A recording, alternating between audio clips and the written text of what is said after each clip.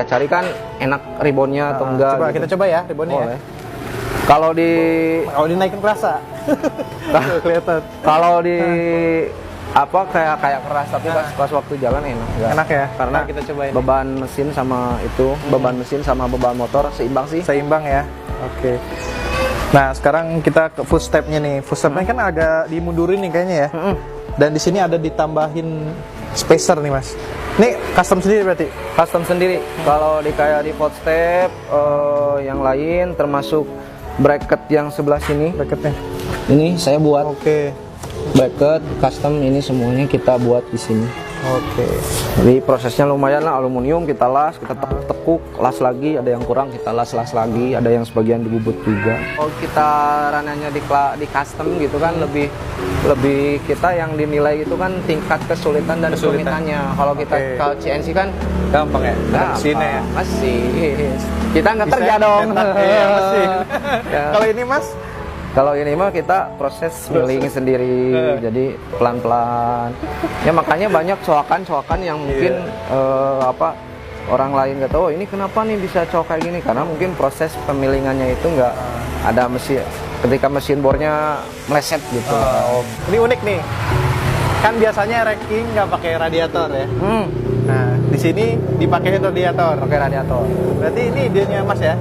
Ya. Nah itu sistem kerjanya gimana Mas biar bisa masuk ke blok? Kalau biar bisa masuk ke blok, si bloknya itu kita kasih coakan atau misalkan jalur di radiatornya.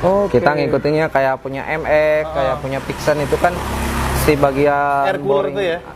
Air boringnya itu kan bolong di tengah-tengahnya. Nah kita ngusungnya konsepnya seperti itu. Cuman kan kita nggak ada buat water pump segala macamnya, makanya kita pakai water pump yang elektrik. Nah sebelah situ ya? Yang muternya. Ini buat narik berarti? Ini muter dari sini, muter ke sini, masuk lagi ke sini. Elektrik aja sekarang. Ini sangat membantu banget ini ya. Ini radiatornya pakai apa Mas? Pakai R25. Yamaha R25 ya? R25. Oke. Berarti ini rangka semuanya custom ya? Rangka original custom, cuman bawahnya aja yang kita lebarin. Oh, jadi kan mesinnya gede ya? Sejajar. Sejajar dilebarin. Dilebarin gitu ya? Knalpot 2, brake as 2. Brake asnya 2. Terus pengapiannya kalau sepul CDI 1, cuman koilnya aja yang 2. Oh, jadi koilnya 2. Oke. Terus tabung penghisapnya tuh kan bisa ada racking tuh? Tabung Yais-nya yang atas. Karena kalau misalkan pakai tabung Yais gak cukup kalau pakai 2 kemarin. Cuman rencana itu kita pakai punya NSR. NSR kan kecil tuh. Bisa lah nampung buat buat chamber tambahan. Tabung oli sampingnya di custom gitu ya? Tabung oli sampingnya ya, karena kan kalau ini kita kan nariknya 2 dari bawah. Itu apa namanya? Selangnya. Selangnya ya?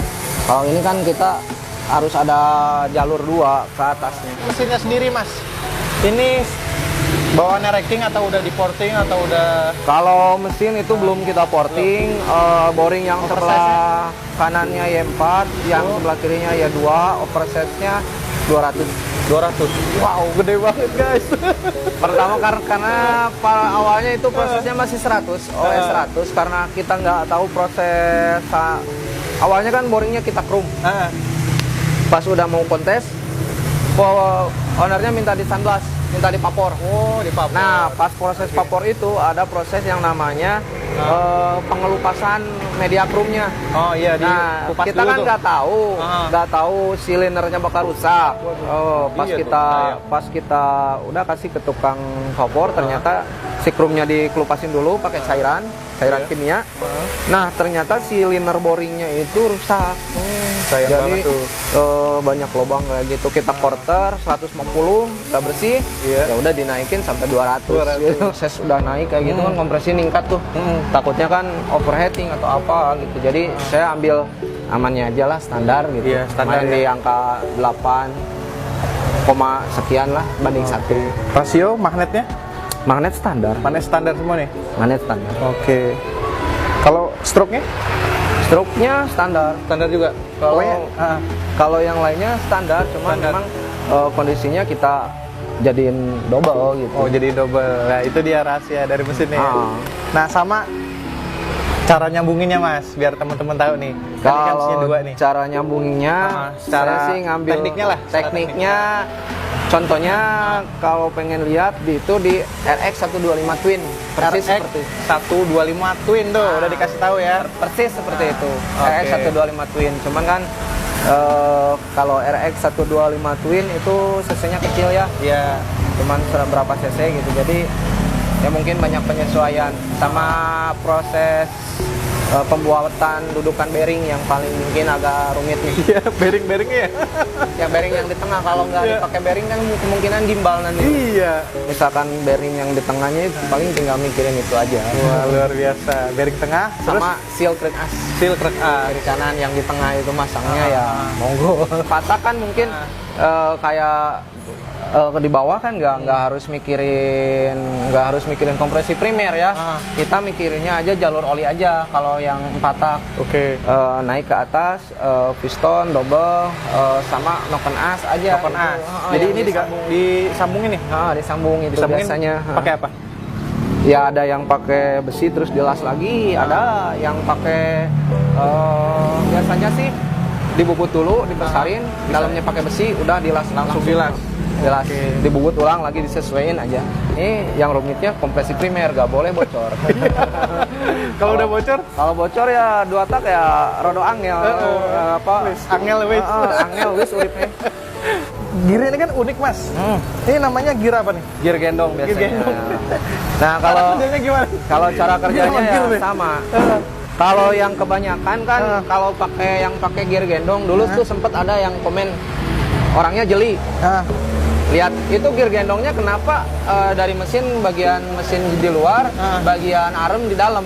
Iya. Kalau kebanyakan kan kalau motor yang kayak CBR, modif custom kayak gini, gear yang ininya di bagian luar, yang ke belakang bagian luar gitu.